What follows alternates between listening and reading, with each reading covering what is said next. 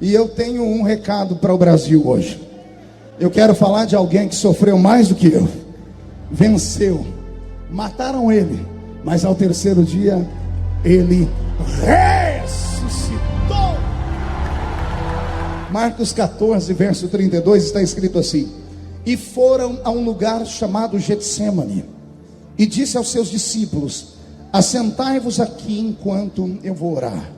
E tomando consigo a Pedro, Tiago e João, começou a ter pavor e angustiar-se, e disse-lhes: a minha alma está profundamente triste até a morte, ficai aqui e vigiai. E tendo ido um pouco mais adiante, prostrou-se em terra e orou para que, se fosse possível, passasse dele aquela hora. E ele disse: Abba, Pai, todas as coisas te são possíveis, afasta de mim este cálice, não seja porém o que eu quero, mas o que tu queres. E chegando, achou-os dormindo e disse a Pedro: Simão, tu dormes? Não podes vigiar uma hora? Vigiai e orai, para que não entreis em tentação. O espírito na verdade está pronto, mas a carne é fraca. E foi outra vez e orou, dizendo as mesmas palavras. E voltando, encontrou-os outra vez dormindo, porque os seus olhos estavam carregados e não sabiam o que responder-lhe. E voltou pela terceira vez e disse-lhes: dormi agora e descansai. Basta, é chegada a minha hora. Eis que o Filho do Homem vai ser entregue na mão dos pecadores. Levantai-vos, vamos. Eis que está perto aquele que me trai. E a igreja diz amém? Fecha a Bíblia, coloque no banco, na cadeira. Pegue na mão da pessoa mais perfumada do seu lado. Aperte a mão dele ou dela com carinho até eles falarem aleluia. Pentecostal que não faz barulho, está com defeito de fabricação, não é? Vamos orar. Pai, nós te exaltamos, nós te glorificamos. E nós entendemos que dentro de alguns minutos este lugar ficará pequeno para o tamanho da glória que o Senhor vai mandar do alto dos céus. Daqui a alguns minutos os que vieram tristes começarão a saltar de alegria. Os que vieram se arrastando não voltam se arrastando hoje. Hoje voltarão voando nas asas de um novo tempo. Antes que eu comece a ministrar a sua palavra, cerque este ginásio com a sua glória. E num raio de 5 quilômetros, onde houver um demônio alojado, eu dou a esses demônios agora 5 segundos para sumirem de Camboriú. Porque se não sumirem, serão queimados pelo poder da sua glória que aqui será derramada. Rasga o céu sobre Santa Catarina, meu Deus. E onde houver agora, Deus, um crente te orando, te exaltando, derrama sobre ele a potência do seu poder e da sua glória. Abre o céu, manda anjos de fogo descerem aqui. Que esses anjos comecem a esparramar brasas tiradas do seu altar. E onde houver um crente cheio do Espírito Santo, pega ele, Jesus, mas pega ele agora. Agora.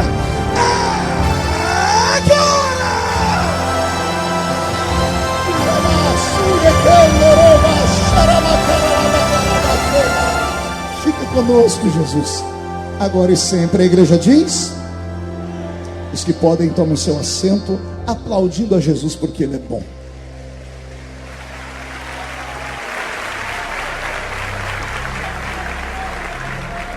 Glória a Deus. Quero fazer menção também do deputado Peninha Mendonça, que é aqui de Santa Catarina. Não sei onde está o Peninha.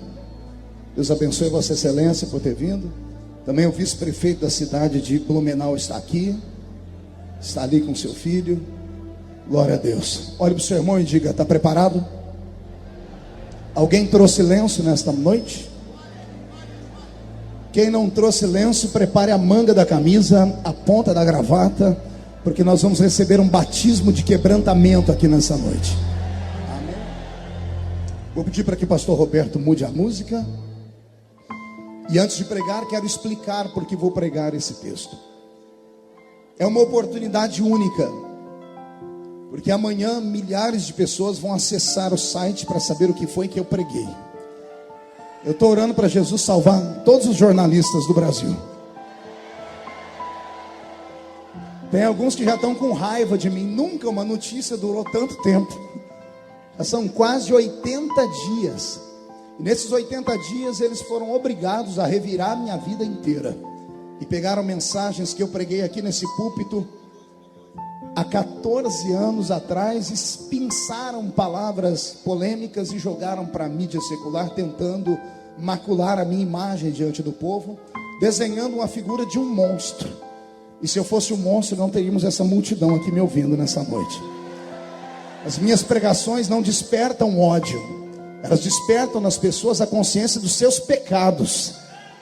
E o homem, quando é afrontado com os seus pecados, ele tem duas opções: ou ele se converte, ou ele cria raiva das pessoas que estão falando a verdade.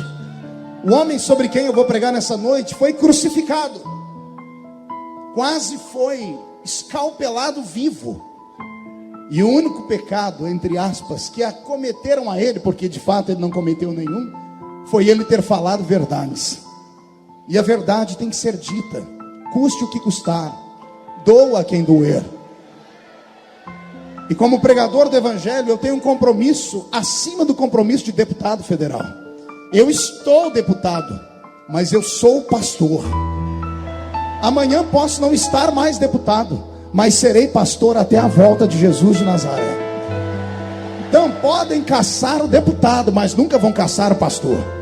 Querem criar leis para colocar pastores na cadeia, mas ainda que formos para a cadeia, lá dentro pregaremos o evangelho de Jesus Cristo, porque para isso estamos aqui.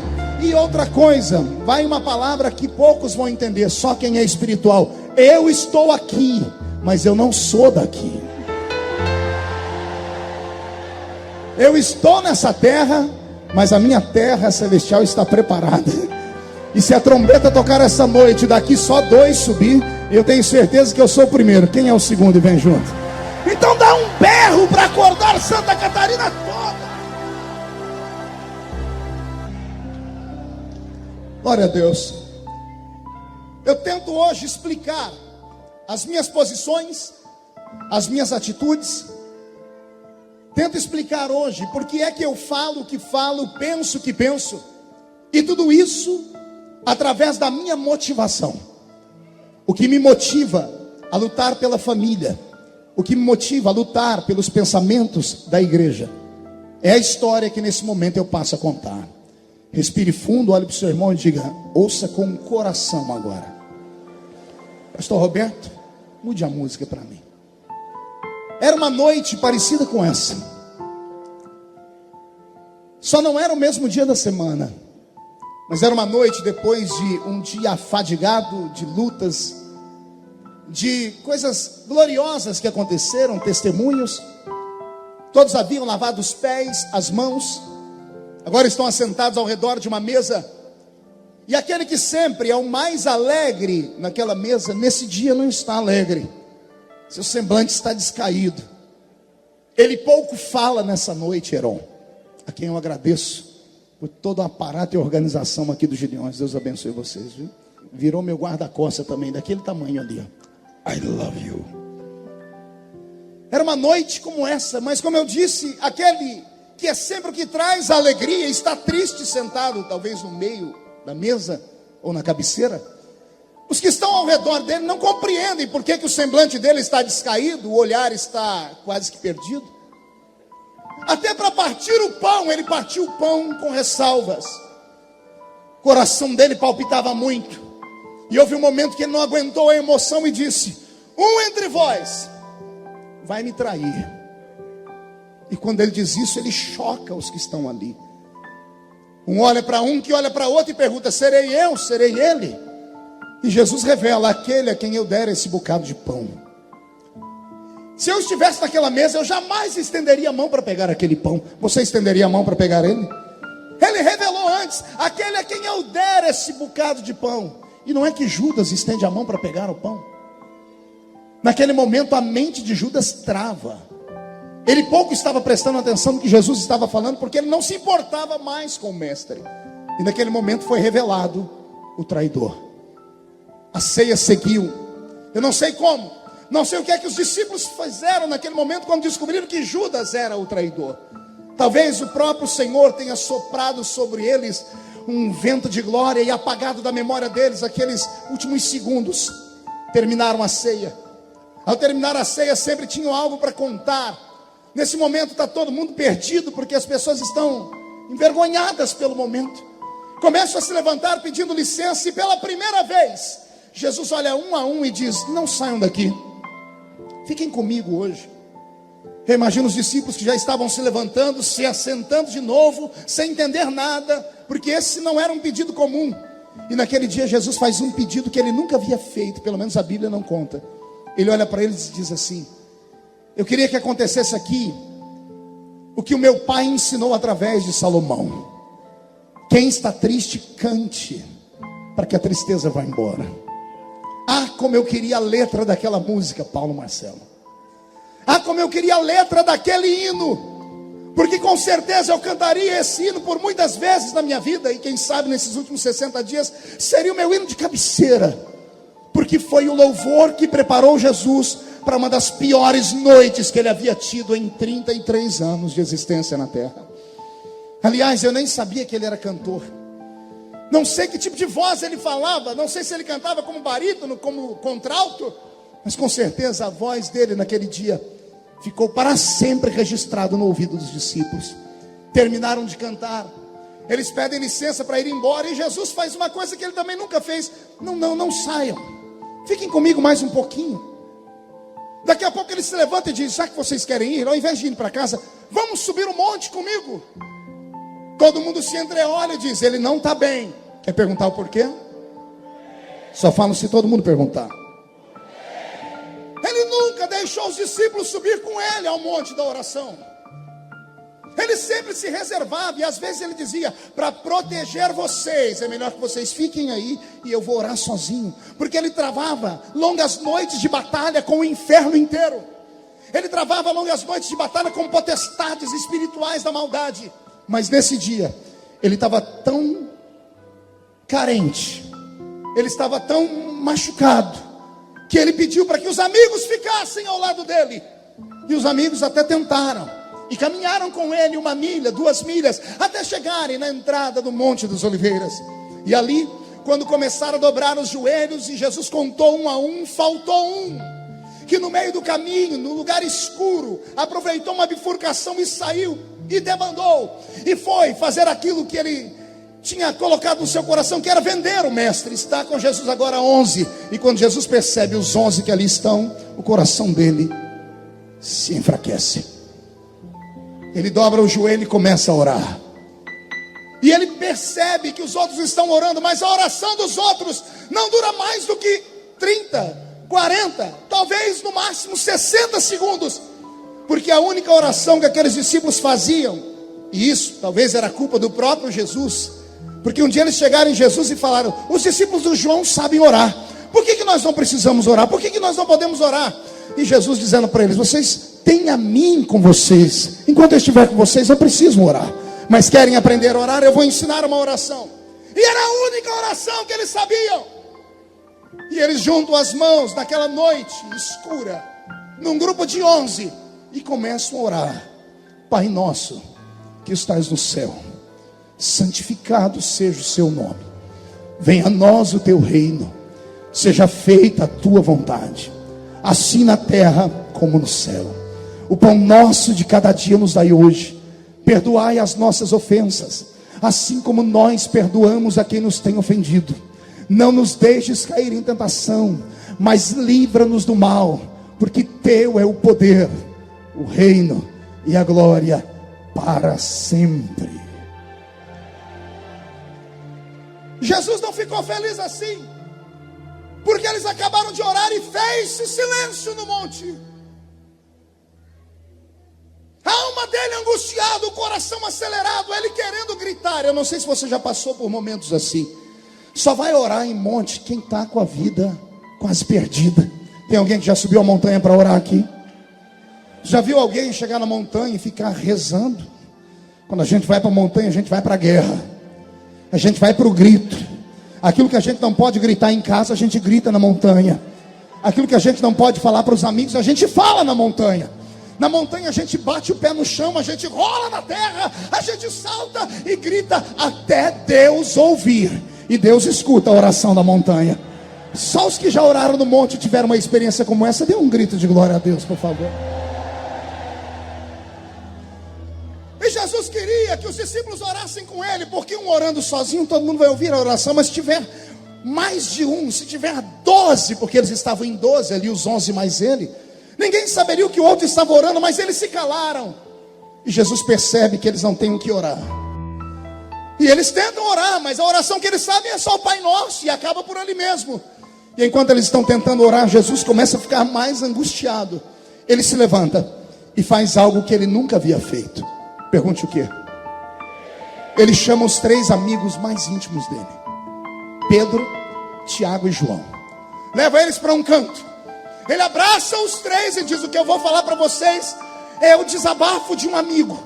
Os outros são meus filhos, são meus discípulos, mas não têm a intimidade que vocês têm comigo. Então com vocês eu posso falar que vocês não vão se escandalizar. Se eu falar para os outros o que eu vou falar para vocês, eles vão abandonar a fé, mas para vocês eu posso. Os 3 estão com o coração acelerado também, dizendo: o que é que Jesus vai falar? E Jesus olha no olho dos 3, Valquíria, e diz: a minha alma está angustiada. Eu estou sentindo a morte chegar. Eu sinto que é meu último dia. Não vamos ter mais manhãs de café. Não teremos mais almoços na casa de Lázaro. Não teremos mais dias de sorriso vendo os milagres. Eu sinto se aproximar a maior entidade espiritual temida pela humanidade, que é a morte. Que quando vem não volta sozinha. Que quando vem não manda recado. Que quando vem não envia um e-mail avisando que está chegando. Que quando vem não posta no Facebook. Quando ela vem, ela não volta sozinha. E ela estava se aproximando. E Jesus, sensitivo como era, percebeu que o Espírito já estava pairando por lá. E nesse momento ele diz: é por isso que eu preciso que vocês orem por mim. E aqui eu choro, porque eu sempre amei ver Jesus como super-herói. Eu sempre amei pregar Jesus fazendo atos mirabolantes. Quer ver um pregador pentecostal ficar feliz? É colocar ele para pegar a passagem onde Jesus estava dormindo da polpa do barco, e o barco quase indo a pique, mas alguém se lembra que ele está no barco. E quando chamam por ele, ele sai do meio do barco, vai até a proa do barco, no bico do barco, estufa o peito, abre os 2 braços, e buscando uma autoridade que ninguém tem na terra, ele grita: acalma-te, vento, e aquieta-te, mar. Eu já ouvi falar que mar tem braço, Charles, mas não sabia que tinha ouvido. Eu nunca ouvi falar que vento escutava. Eu ouvi falar que vento assoviava, mas o vento e o mar pararam para ouvir Jesus. E quando ele vai voltando para o barco, os discípulos vão olhando para ele dizendo: que homem é esse, que até o vento e o mar obedecem? Eu sou apaixonado em pregar um Cristo super-homem. Amo o pastor Alexandre Bernardino.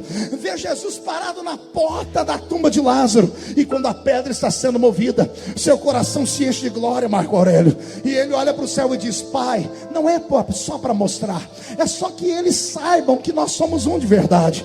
Ouve a minha oração. E olhando para dentro daquela tumba, ele grita: Lázaro, ô Lázaro, defunto de 4 dias, Lázaro, que a pele, a carne já está podre e fedorenta, Lázaro, sai de dentro desta cova, Lázaro. E daqui a alguns segundos vem o morto pulando, todo enrolado, e a morte foi obrigada a abrir caminho para ele. Eu amo pregar sobre esse Cristo, mas quando eu chego aqui em Marcos 14 e vejo ele pedir oração para alguém, e vejo ele pedir para alguém cantar um hino para ele, que ele está triste, e vejo ele desabafando no ouvido de melhores amigos, se eu me apaixono por ele, aqui eu adoro a ele, mami. Eu adoro, porque é um recado que ele está mandando para nós. Você pode operar milagres, você pode ser um exímio pregador, Júnior Bola, você pode convencer multidões, mandar o mar calar e o vento, mas tem dias na sua vida que você não consegue carregar a cruz sozinho. Tem dia, Paulo Marcelo, que precisa de um sirineu, como você pregou hoje de manhã. Tem dia que a gente precisa de alguém que tem um coração aberto para estar conosco. E aqui eu adoro Jesus, porque se ele passou por um momento de dúvida e angústia, eu não sou de aço, os que estão na frente não são de aço. E é por isso que eu vim aqui hoje te dizer que o mais fraco crente aqui entre nós é mais forte que o inferno inteiro de pé. Vou falar mais uma vez para que o inferno escute. O crente mais capenga, que chegou aqui chamando Jesus de Genésio, o crente mais capenga que ao entrar aqui desafiou Deus dizendo: é meu último dia, não volto mais aqui se o Senhor não falar comigo. Esse crente, ele é justificado por Jesus Cristo, ele é perdoado por Jesus Cristo e será glorificado por Jesus Cristo. E se tem alguém que concorda comigo, dá só mais um grito de glória. Nem mesmo contando para eles o que ele estava sentindo, ele não disse que estava com dor de dente, nem com a mente doendo. Ele disse que estava sentindo a morte chegar. Nem mesmo isso fez os discípulos orarem com ele. Quando eles começam a orar o Pai Nosso, pastor Vanderlei Carceriano, e terminam, Jesus disse assim mesmo: tem cruz que a gente tem que carregar sozinha. Nem o melhor amigo pode acompanhar a gente. Ele levanta Newton e vê todo mundo dormindo. O coração está na mão. Ele entra pelas pairagens daquele jardim, do Jardim das Oliveiras, o Jardim do Getsemane. Getsemane significa prensa de óleo. Ó, para onde está indo a oliveira verdadeira? A oliveira da verdadeira está entrando dentro do jardim e se planta no chão daquele lugar, sobre uma pedra. Pelo menos é assim que os maiores artistas pintaram a cena. Eu posso vê-lo com seus cabelos, sua barba, ajoelhado, olhando ao céu, com um olhar perdido, com um olhar de angústia. E naquele dia, o que eu conto agora é algo que penso eu, não diz a Bíblia, digo eu. Havia um silêncio mórbido naquele jardim. Os grilos não grilavam, sapos não coachavam, pássaros não piavam. Alguns minutos antes de Jesus entrar ali, Deus e o diabo se encontraram naquele jardim, fizeram um acordo.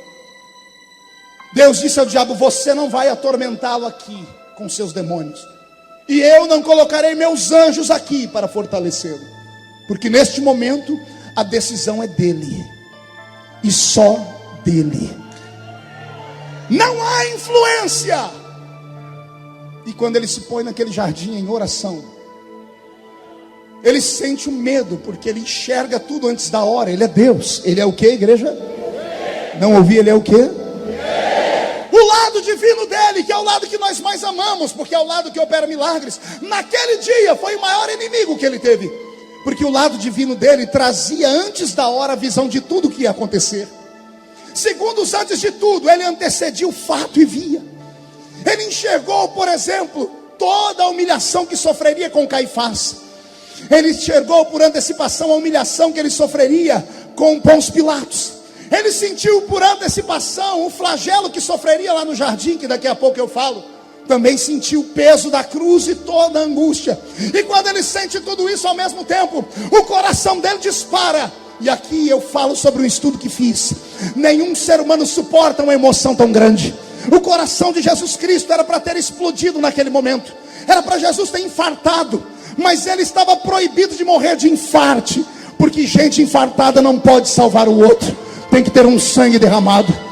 Como o coração dele não pode explodir, a pressão que o sangue sai dali começa a fazer as veias do seu corpo inchar. E as veias do seu corpo inchando, as veias mais diminutas estão no cérebro. Eram para essas veias terem estourado em um aneurisma e Jesus ter tido ali um derrame cerebral. Mas ele estava proibido de ter um derrame cerebral, porque todo torto não poderia subir a cruz. As veias suportaram. E como o sangue não tem para ir, para onde ir, as veias do cérebro começam a esticar, mas não explodem, elas trincam. E ele começa a suar, não mais suor, mas gotas de... Não ouviu o que foi que ele suou? Quando ele passa a mão na sua fronte e vê o sangue, o lado humano não aguenta.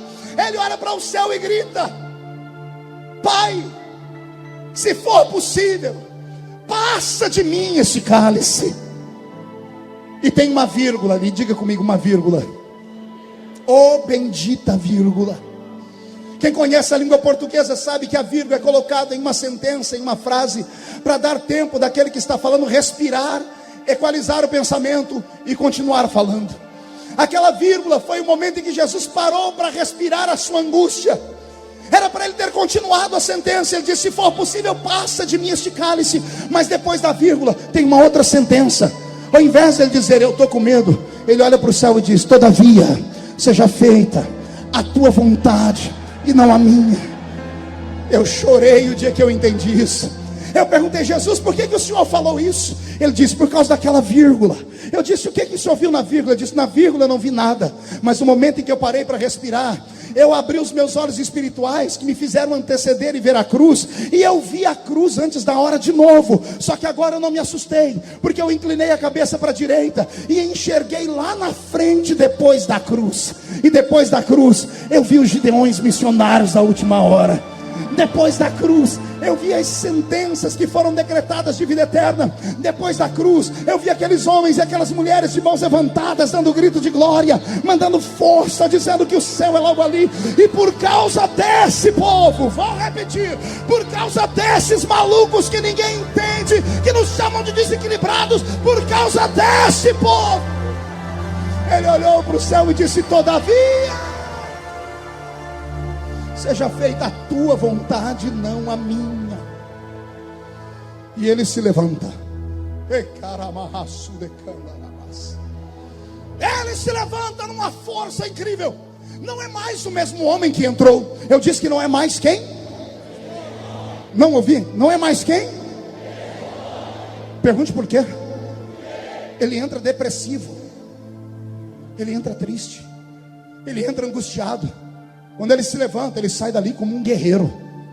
Ele sai mais forte que um guarda pretoriano. Ele sai e acorda os discípulos assim: não pudestes orar comigo? Eles vão dar uma desculpa e diz: agora é tarde, não precisa mais orar, porque a carne é fraca, mas o espírito está forte. Não, você não entendeu. Ele diz: eu entrei aqui com a minha carne tremendo, mas recebi lá dentro uma fortaleza no espírito. Eu encaro o diabo se for preciso. Agora eu profetizo que depois desta festa, nesta noite, as famílias que estão reunidas aqui, ao saírem pelas vicinais, pelas estradas do Brasil, vão voltar cheias do Espírito Santo. O seu espírito vai estar de pé. Eu profetizo que você não vai temer a nada e a ninguém. Se levantarem contra ti 11 mil demônios, 1000 cairá de um lado, 10.000 cairá do outro, e você não será atingido, porque a força do Espírito estará sobre você. Só quem crê nisso, levante a mão direita. Agarre o ombro de quem está do seu lado, por favor. Agarre o ombro de quem está do seu lado. Ó, tem gente que nem para me obedecer vai. Agarre o ombro da pessoa. Ah, pastor, e se for um jornalista? Agarra com as duas. Chacoalha a pessoa até ela ficar irritada. Irrita ela. Faz isso na sua casa. Faz isso na sua casa. Chacoalha a pessoa até ela ficar irritada. Irrita ela. Diga: Deus te trouxe aqui para isso. Ele vai fortalecer o seu espírito. Só quem crê nisso reage.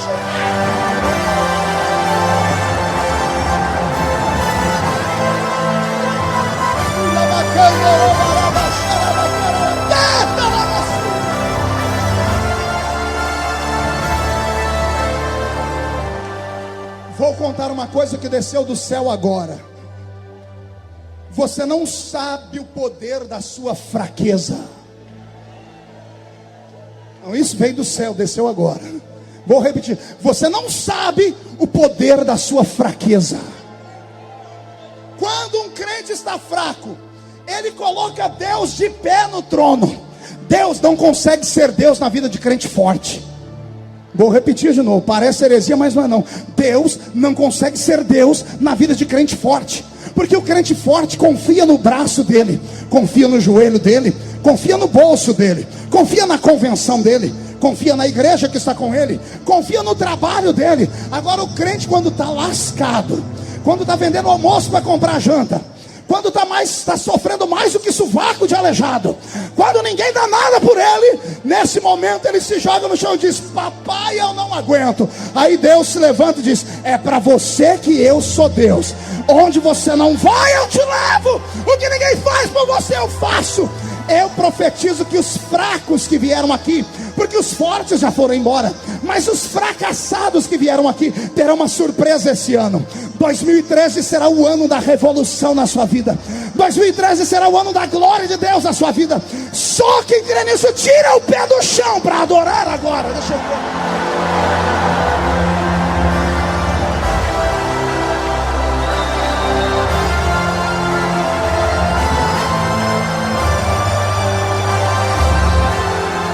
E para que ninguém pense que essa é uma teoria feliciana, que isso não é doutrina do felicianismo. Boa essa, boa, Anderson. Felicianismo. Paulo disse: quando eu estou fraco, é aí que eu... Calma, põe o verbo direito. Quando eu estou fraco, é aí que eu sou forte. Porque estar é passageiro. Você está fraco, mas na verdade você é forte. Não, você não entendeu, eu vou falar de novo. Você está fraco, mas você é um gigante para Deus. Eu profetizo que a força do Senhor te acompanhará, e Deus vai tirar da mão do ímpio, vai entregar na sua mão tudo aquilo que o seu coração deseja. E se tem alguém que acredita, diga: eu creio. Então pega, põe no coração, e só mais um grito, só mais um grito.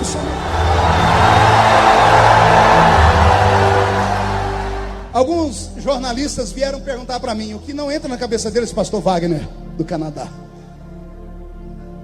é como é que eu aguento tanta pressão. Falei: como é que o senhor consegue dirigir as comissões com aquela barulheira toda? Eu disse: meu filho, eu sou pentecostal. Quanto mais grito, melhor para mim. Quanto mais fuzuê, mais cheio de Deus eu fico. É assim que as coisas continuam. Cadê os crentes que vivem na pressão aí? Agora respire fundo. Vamos sair do Getsemane. Jesus sai do Getsemane. A alguns metros dali, ouve-se um barulho. Há uma turba de cerca de 600 homens que estão sendo guiados por Judas, o Iscariotes. Estão vindo para prender Jesus. Os discípulos escutam os gritos vindo de cá, querem correr para lá. Devem ter perguntado: Jesus, vamos correr para lá? E Jesus diz: não, meu caminho é para cá. Mas até agora há pouco só estava triste. Ele diz: pois é, agora eu estou feliz. Eu não vejo a hora de acabar esse negócio. Vamos acabar com isso logo. E Jesus vai e encara os algozes. E vem uma das cenas mais lindas da Bíblia: Judas, o Iscariotes. Judas vem e dá um beijo em Jesus. Ele dá o que em Jesus? Só que Jesus não xinga, não amaldiçoa, não dá lição de moral. Judas dá um beijo e quer sair. Jesus segura ele e diz: Judas, vem cá, você é meu amigo. Judas, você é meu amigo. Jesus estava mandando um recado para ele, dizendo: não importa o que está acontecendo agora, você mora aqui dentro. Não deixa o diabo te engodar, não deixa o diabo te enganar. Mas Judas não entendeu o recado. Não entendeu o recado, saiu dali. Quando ele viu seu mestre ser espancado, não suportou e foi ao alto de uma montanha, no campo de Aceldama. Pendura-se uma cruz, ou pendura-se uma árvore, se joga lá de cima, pelo peso do seu corpo balançando, deve ter pegado em uma árvore, rasgado as suas entranhas, e suas vísceras ficaram naquele lugar para que os abutres comessem. Jesus continua o seu flagelo.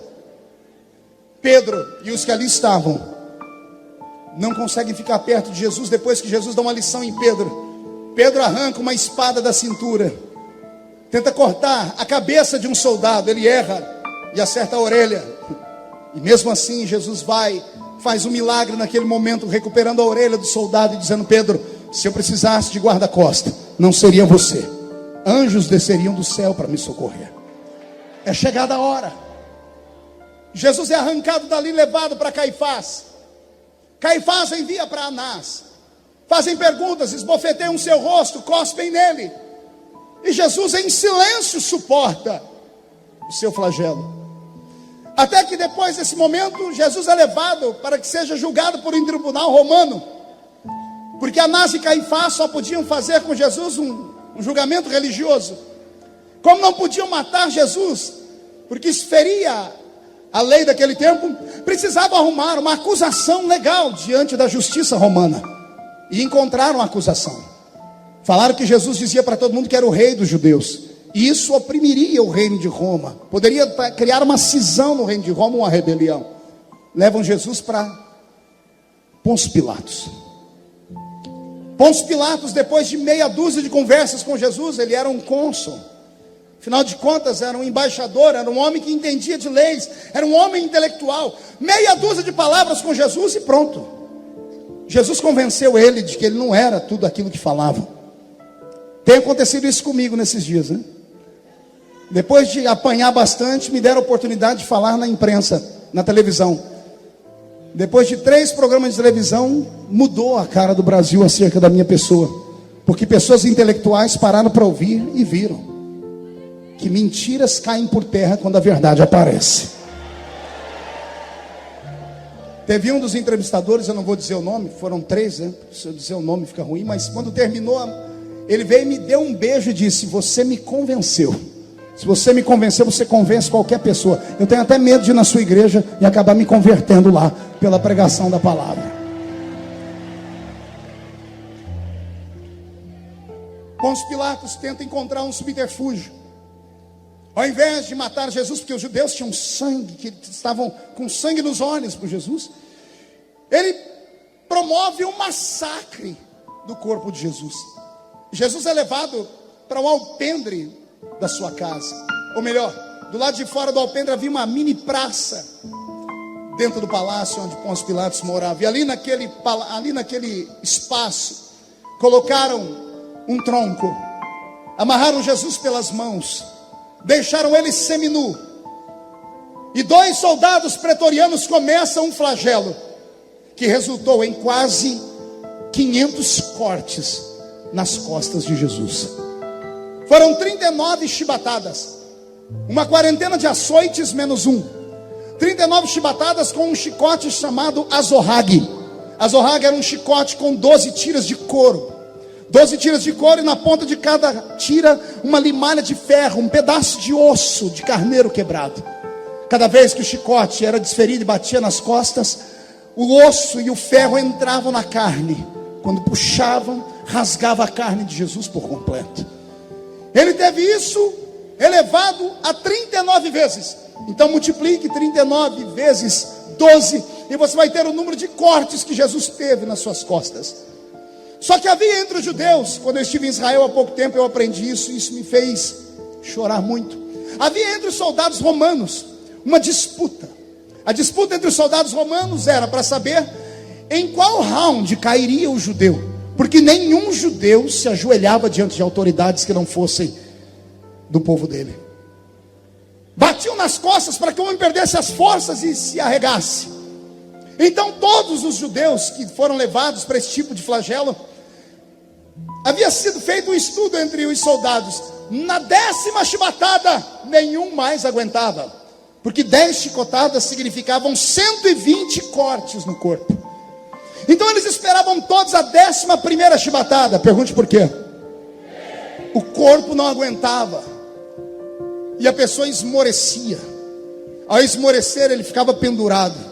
O soldado que está batendo não para medir onde está batendo, porque batia só em um lugar, até ver os ossos aparecerem. Depois de 120 chicotadas ou 120 pancadas dadas por 10 chibatadas no mesmo lugar, a carne de Jesus já estava toda em frangalhos. Agora os ossos estão aparecendo. Quando o corpo dele esmorece e ele cai, o soldado não para abaixar junto com o corpo dele. Ele continua dando a 11ª chibatada no mesmo lugar. Só que agora o corpo de Jesus caiu. A 11ª chibatada não pega mais as costas, pega no ombro, pega no pescoço, pega no rosto. E quando o soldado puxa a 11ª chibatada, a parte mais sensível do corpo humano está ensanguentada, e vem a parte que ninguém entende.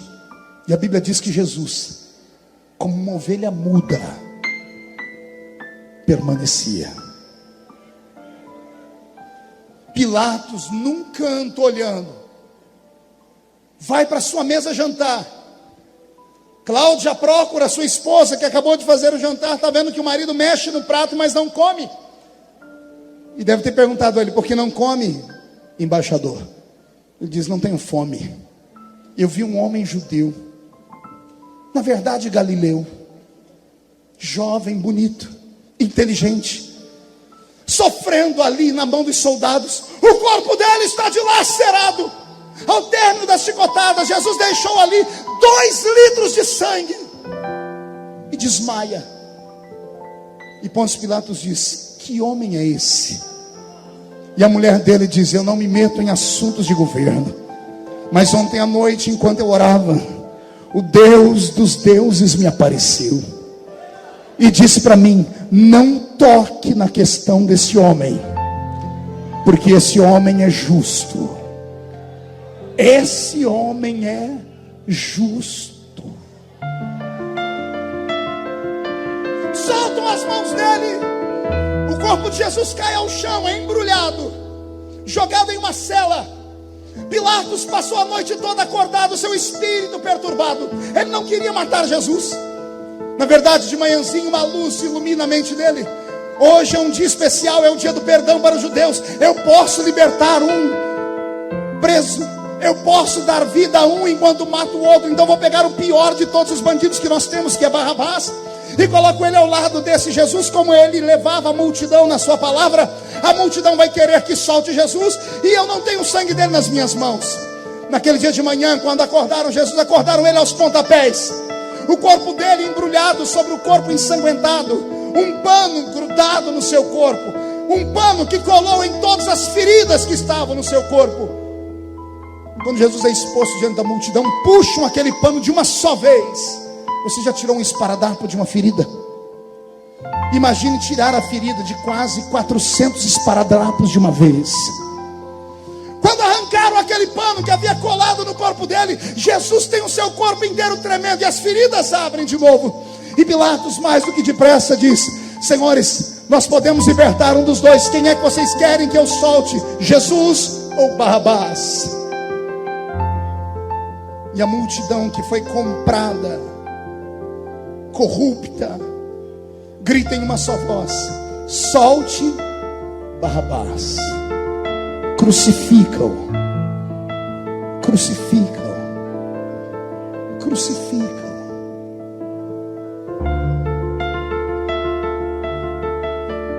Pilatos lava as mãos.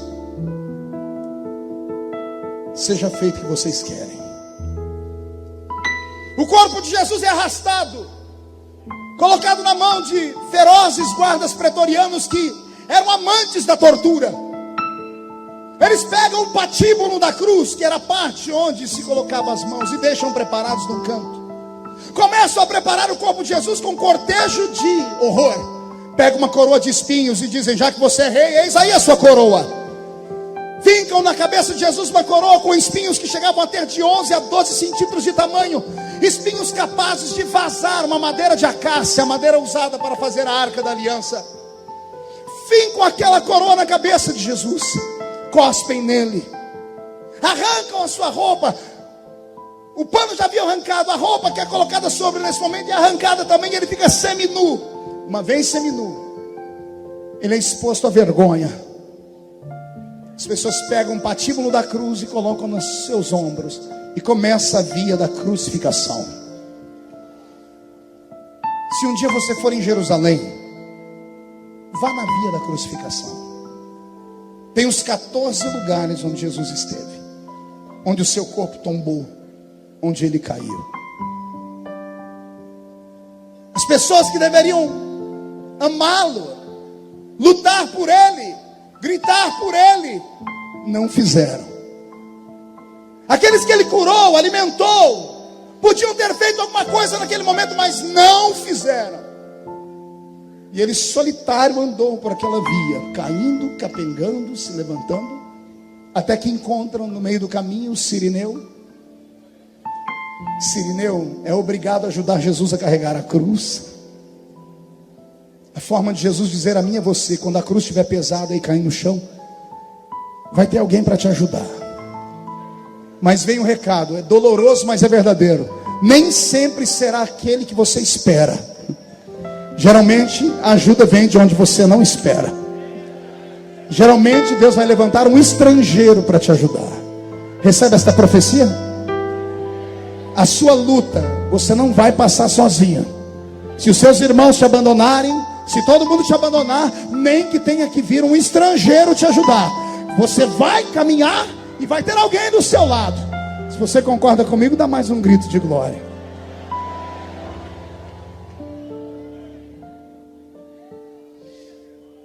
Estamos no Gólgota e o vento sopra.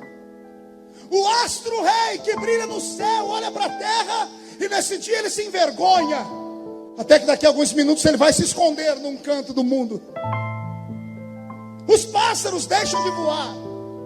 A terra começa a se regurgitar até que daqui a alguns minutos, algumas horas na frente, ela vai provocar um terremoto.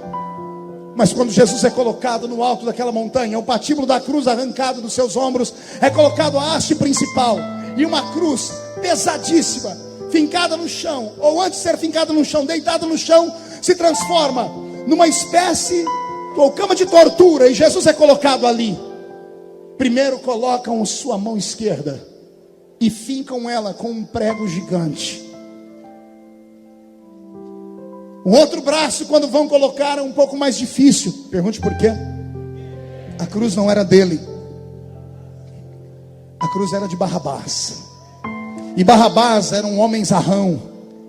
Barrabás, nascido na região de Caríates, lá da terra do Cariotes Judas, era um homem com um corpo gigantesco. A cruz era feita 5 dias antes, sob medida. Era perfurado um buraquinho nela para facilitar a entrada do prego. O primeiro prego deu certo, o segundo não dava, porque o braço de Jesus era curto, e puxam o braço dele, esticam até quase desconjuntarem os seus ombros. E aí sim fincam a sua mão. Por isso amarram os seus braços, como aparece nos filmes, para que o corpo dele não se rasgue as mãos e ele caia. Os pés são um problema. Não se prendiam os pés em linha reta, o homem não ficava ereto. Eles inclinavam a perna do homem 45 graus, além do normal, viravam para a esquerda ou para a direita, e fincaram os 2 pés com um prego só naquela cruz, e depois um novo prego para segurar os 2 de uma só vez. 5 homens levantam a cruz. Quando soltam o peso do corpo de Jesus com a cruz dentro daquele buraco, o impacto no chão faz o corpo de Jesus vir à frente, sua mão se rasga, ele não cai porque está ali amarrado. Os omoplatas apertam seu pulmão e ele não tem como respirar. Estude isso e você vai ver qualquer pessoa que estudou com afinco dizer: a morte de Jesus levaria apenas 15 minutos. Da hora em que ele foi colocado na haste da cruz e o corpo pendeu, 15 minutos para morrer, mas levou horas. Quer perguntar o porquê? Não, isso é muito sério, eu só falo se todo mundo perguntar. Jesus conhecia a lei do sacrifício. E a lei do sacrifício dizia que carne sacrificada não podia ter sangue coagulado. O sangue tinha que ser limpo. Não podia destroncar o pescoço da vítima. Não podia ser carne sufocada. E como a carne dele não pode ser sufocada, e ele sabe que o sacrifício tem que ser perfeito, Jesus de Nazaré, o meu Cristo, quem eu amo, está aqui nessa noite. Ele arruma força naqueles dedos que estão livres e segura na cabeça do prego, e arruma força onde não tem, e traz o corpo dele para trás. E quando ele faz isso, todos os seus tendões quase se rasgam. As suas costas, que estão abertas por mais de 400 cortes, encontram uma cruz, uma madeira que não era lavrada, cheia de ferpas e farpas que entram nas feridas, e Jesus sente dores que nenhum de nós jamais imaginaríamos sentir. E mesmo assim, ele não abre a sua boca.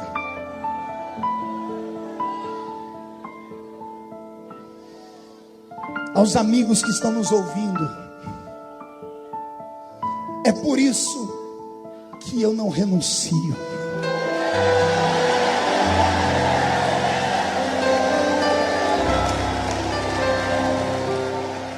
É por isso que nós estamos aqui. Vocês não entendem as nossas loucuras, os nossos gritos, debocham das nossas rododinhas, debocham das nossas coreografias, debocham dos nossos aleluias e dos nossos gritos.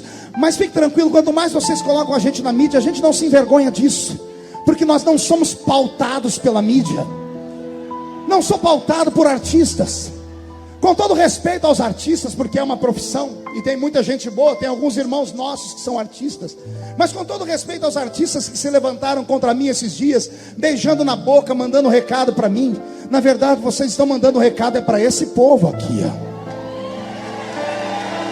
Na verdade, ao invés de vocês fazerem um ato que para vocês é bom, vocês estão arrancando sentimentos que estavam esquecidos de uma família unida. O pai não aceita isso. Nenhum pai cria o filho para ver porcaria na frente dos olhos dele.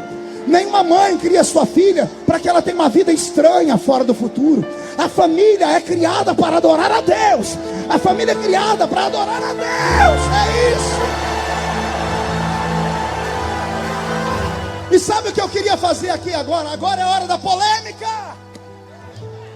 Vamos para o Jornal Nacional de novo. Eu queria convocar os crentes a nunca mais assistir uma novela.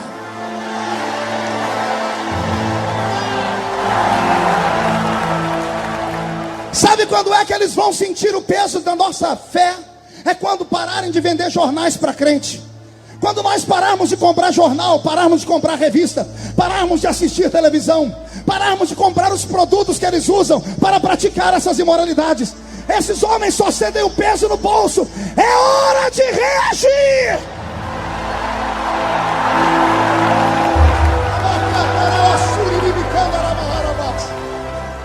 Escute aqui. Eu tenho amigos aqui que moram nos Estados Unidos e eles vão dizer se é verdade ou se é mentira. O conglomerado Walt Disney, há alguns anos atrás, não faz muito tempo, criou dentro do Walt Disney uma praça com detalhes de coisas que são contra a família. No dia da inauguração, foi um fiasco. Pergunte por quê. Só fala se todo mundo perguntar por quê. As famílias cristãs americanas, e eu não estou falando crentes, estou falando cristãs, boicotaram, foram para frente da Disney, fizeram um cordão e não deixaram ninguém entrar. Você não entendeu? Vou repetir. Fizeram um cordão na entrada e ninguém entra. Um dia, 2 dias, 3 dias, no 4º dia acabou. Foram lá e desmontaram aquele negócio. Lá é um lugar de família. Família. Família é a base da sociedade. Família é a base da existência. Antes do Estado está a sociedade. E antes de haver Estado e sociedade, já havia família. E antes de haver a família, havia um homem. Deus disse: farei para você uma mulher, e os dois juntos darão crescimento à humanidade.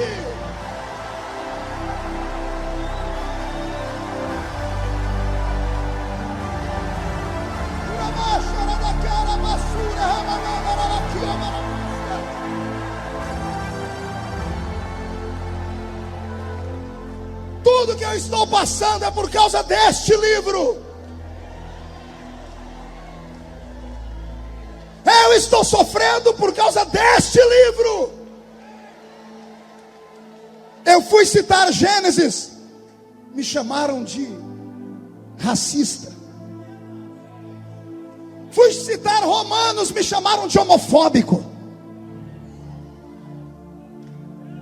Eles odeiam esse livro. Mas esse livro não odeia eles. E hoje eu vou convocar essa igreja para nós fazermos uma oração, para vermos até o ano que vem o maior número de conversão jamais visto nesse país.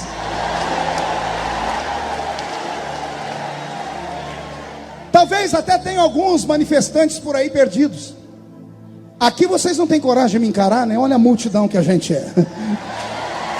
Mas teve alguns lugares do país onde eu fui, que eles tiveram coragem de ir. Interessante, é que eles iam num grupo de 20 e 30. No final saía só 25, 26.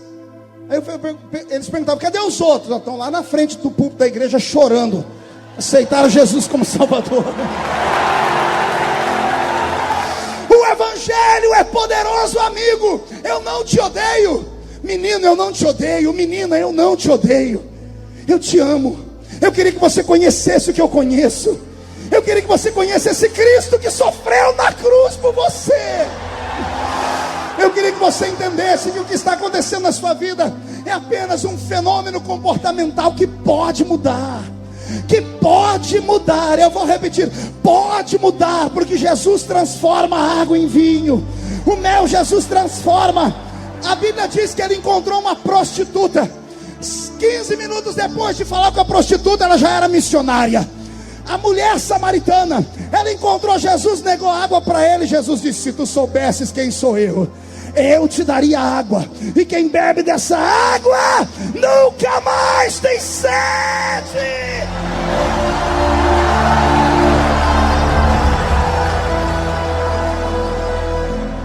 Eu profetizo a tua salvação.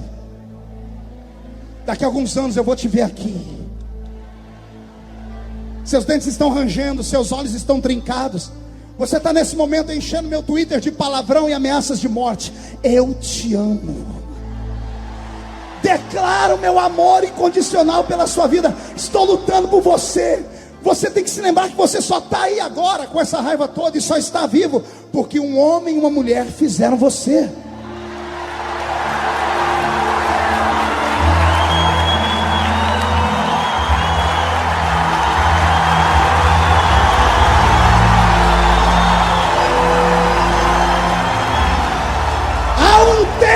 De milagres se aproximando do Brasil. O Brasil será o celeiro missionário desta década, porque a família sobrevive.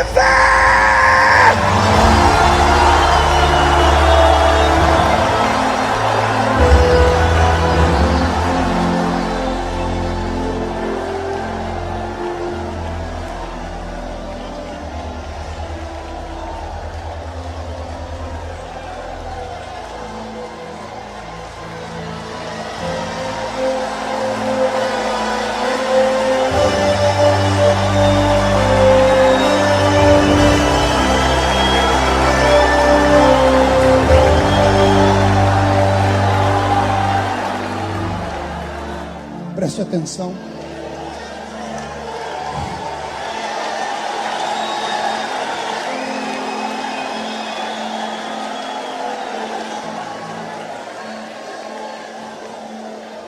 Pega na mão da sua irmã, pega na mão do seu irmão.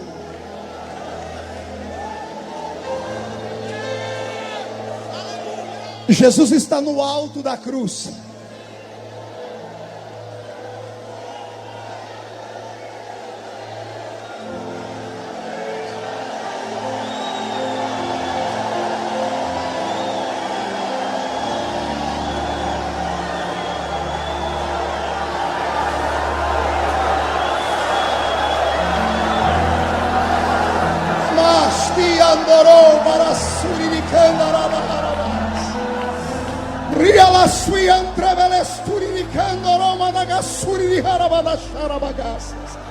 Pai, derrama a unção do batismo com o Espírito Santo. Batiza com o Espírito Santo aqui agora.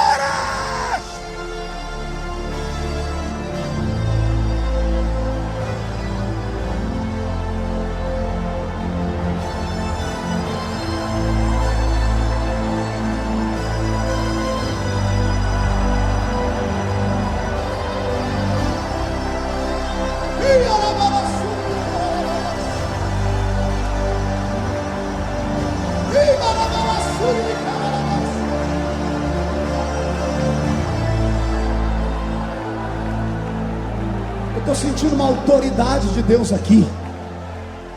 Estou sentindo uma autoridade de Deus que está vindo sobre os obreiros do Brasil.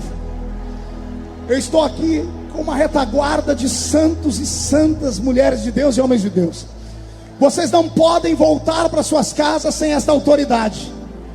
Há uma autoridade sendo entregue nesta noite.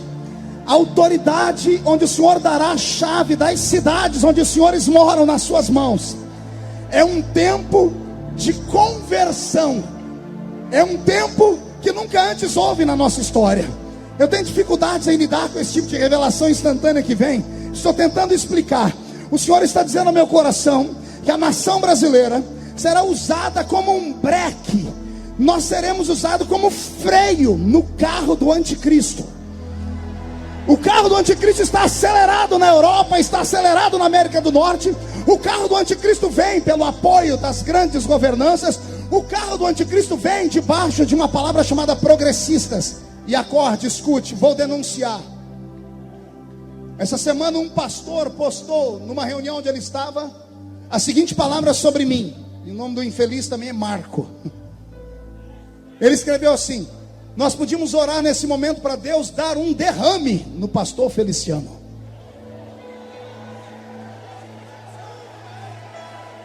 Vocês leram isso? Amém. Tem pessoas aceitando Jesus como Salvador.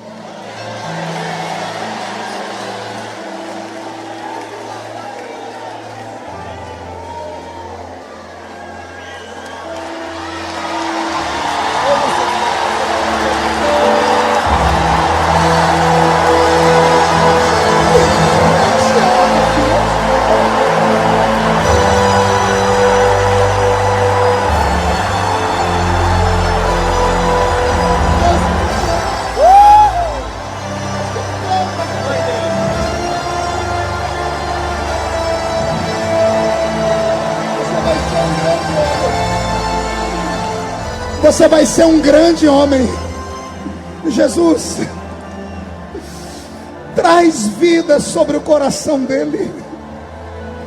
Todo o sofrimento que ele teve com o pai dele, toda a tristeza que ele sofreu na infância, traz vida para dentro dele e faz ele ser um profeta.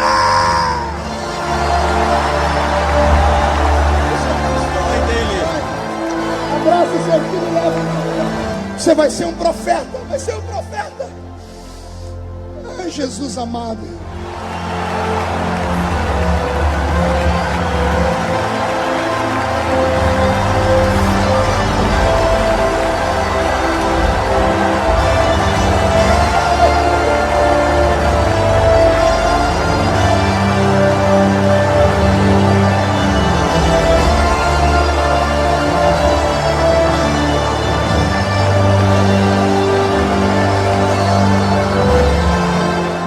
Deus, coloque ele aqui perto da gente para cultuar aqui perto. Nessa luta que eu venho passando, me deixaram sozinho na cruz por 30 dias. Mas não foi maldade. Foi um tempo que Deus permitiu. Por 30 dias, Newton, você está lá em Brasília, você sabe, nem a nossa frente havia se manifestado. Em 30 dias, nem a minha convenção havia se manifestado. O Brasil inteiro me viu apanhar sozinho. E houve noites que eu chorei. Eu sou presidente de um ministério pequeno. Nossas igrejinhas têm 4 anos. Eu achei que nós íamos ter que fechar as portas da igreja, Joelson. Joelson é o pastor da igreja de Ribeirão Preto. Está na mídia as fotos. Mais de 200 pessoas gritando, fazendo feitiçaria na frente da igreja. A minha esposa, vem cá, amor.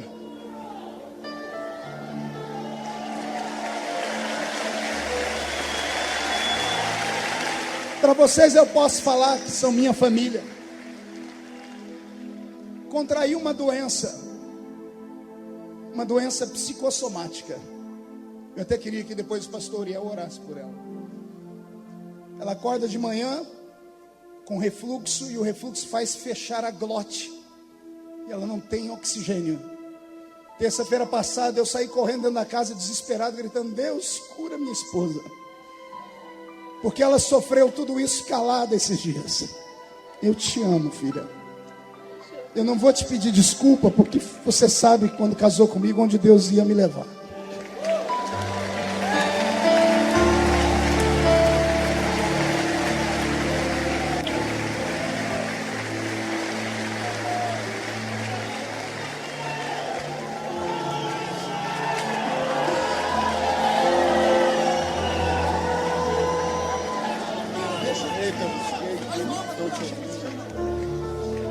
Meu Deus, o meu filho.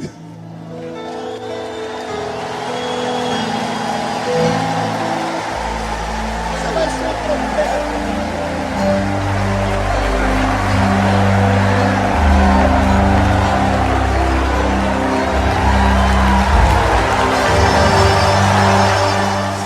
Imagem e semelhança de Deus. Imagem e semelhança de Deus. Imagem e semelhança de Deus.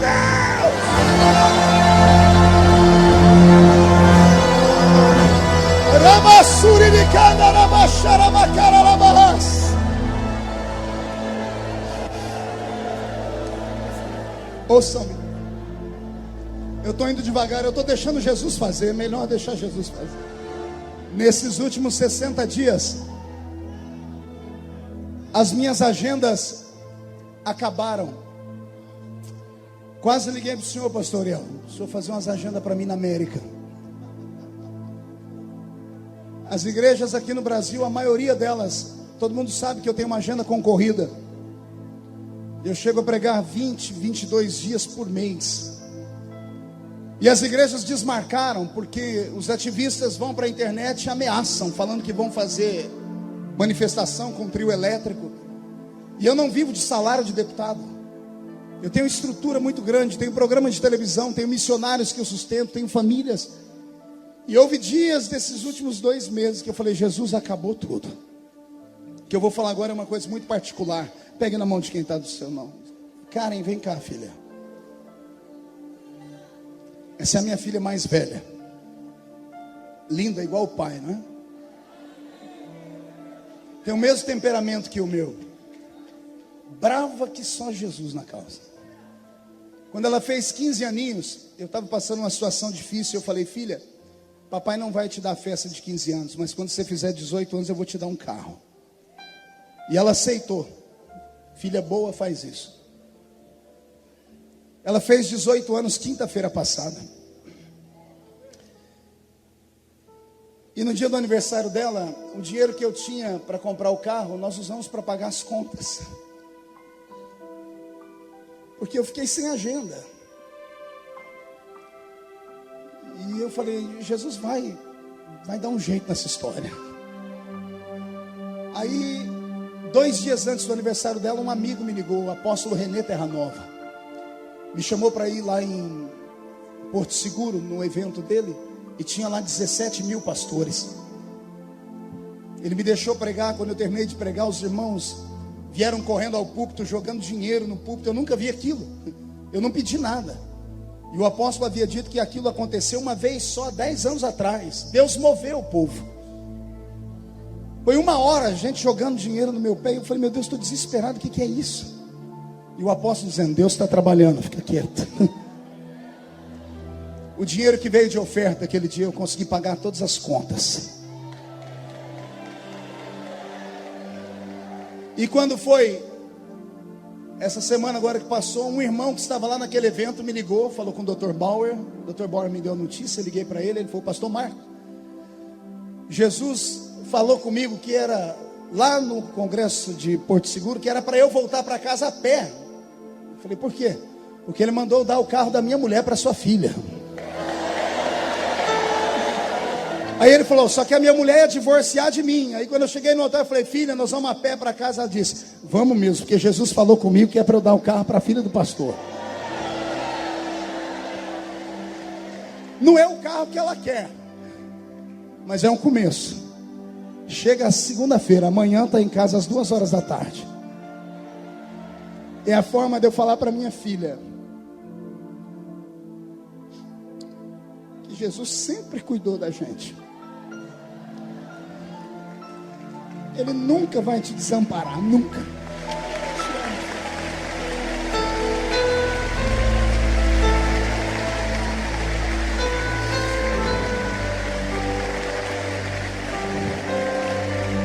Pensamos que estamos sozinhos na cruz, mas não estamos. Respira fundo, pega na mão de quem está do seu lado. Oh, glória!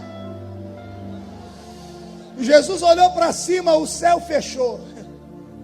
Ele olhou para frente, todo mundo que ele curou e abençoou virou as costas. Mas quando ele olhou para baixo, estava lá a mãe e o melhor amigo. Era Jesus dizendo: quando você estiver crucificado na cruz, todo mundo pode te abandonar, menos a sua família, menos o seu melhor amigo. Jesus te trouxe hoje aqui para, antes do culto terminar, você já começar a preparar seu telefone. Você vai mandar uma mensagem para o seu pai, para sua mãe, para sua esposa, para o seu marido, para o seu filho, para o seu primo. Vai haver um mover de Deus antes da meia-noite na sua casa. O milagre que você estava esperando já está chegando. É por isso que eu amo a esse Cristo.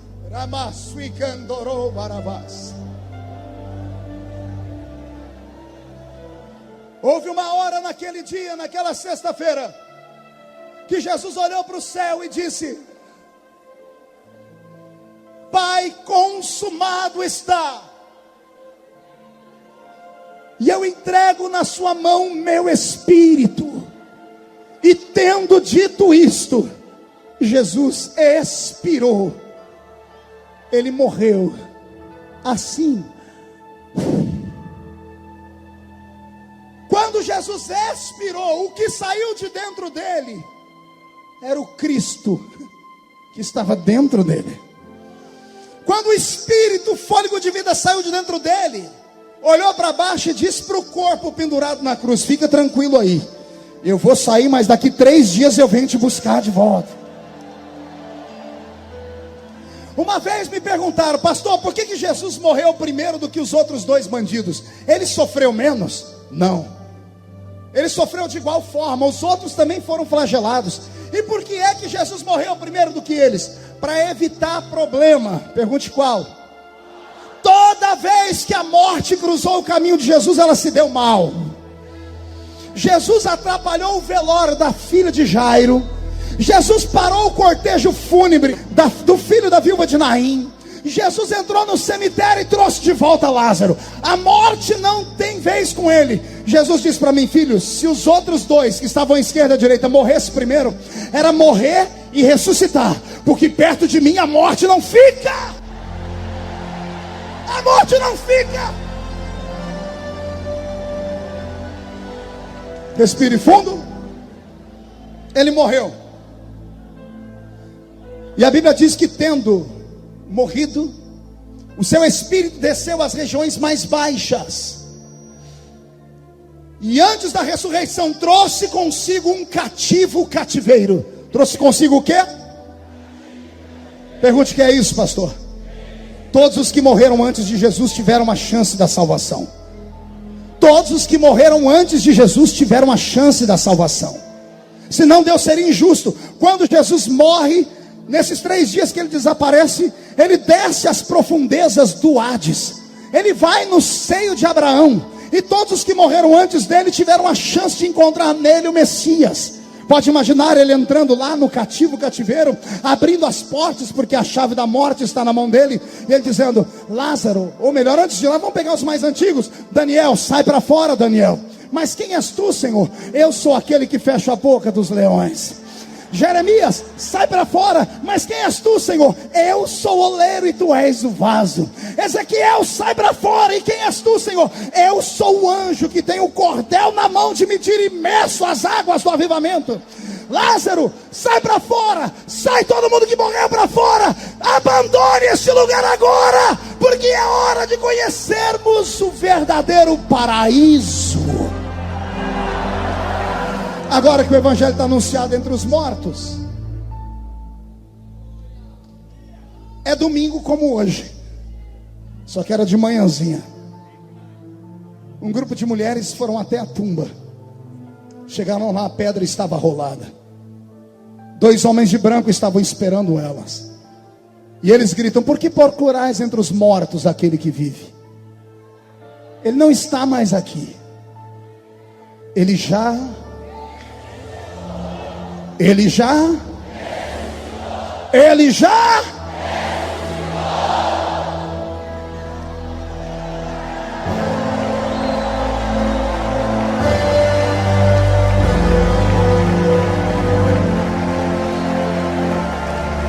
Segure a mão do seu irmão de novo. Eu estou terminando, eu encerro aqui. Ressuscitou. Apareceu por um período de 40 dias a quase 500 irmãos.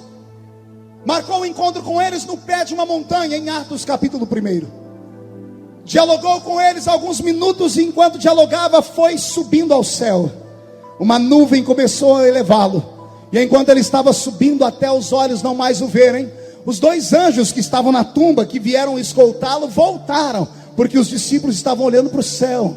Os anjos desceram, cutucaram o ombro deles e disseram: por que estão olhando para cima? Do jeito que ele foi, qualquer dia desse,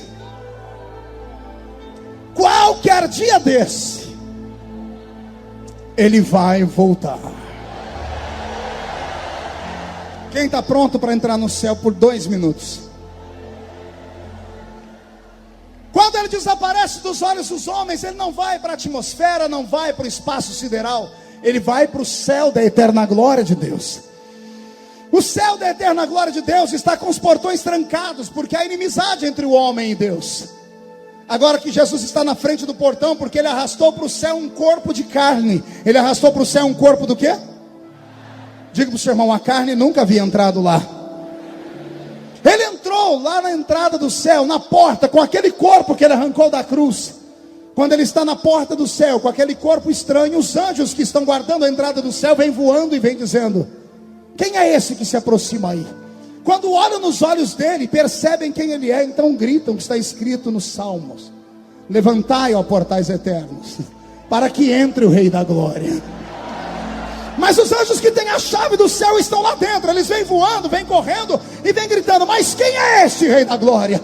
Os que estão do lado de fora abrem as asas e gritam: o Senhor dos exércitos, poderoso na batalha. Ele é o Rei da Glória.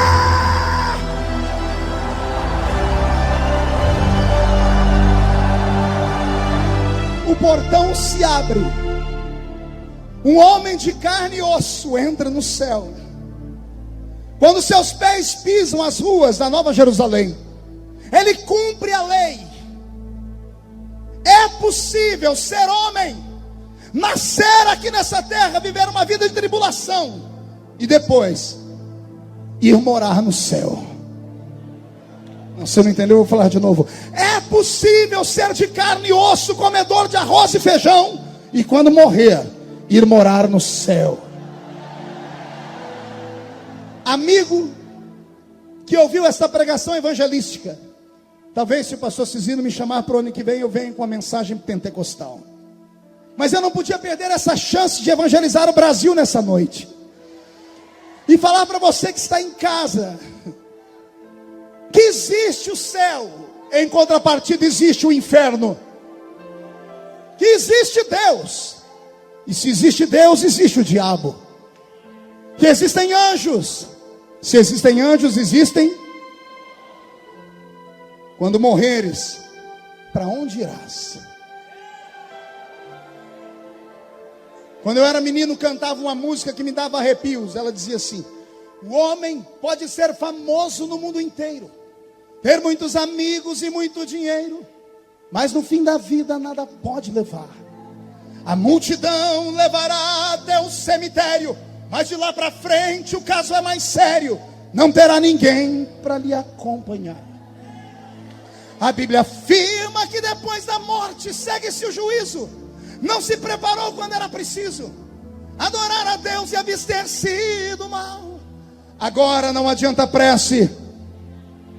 Está condenado. A condenação e o juízo final.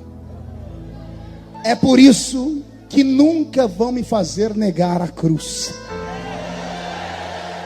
Você tem uma alma, e a sua alma precisa de Deus.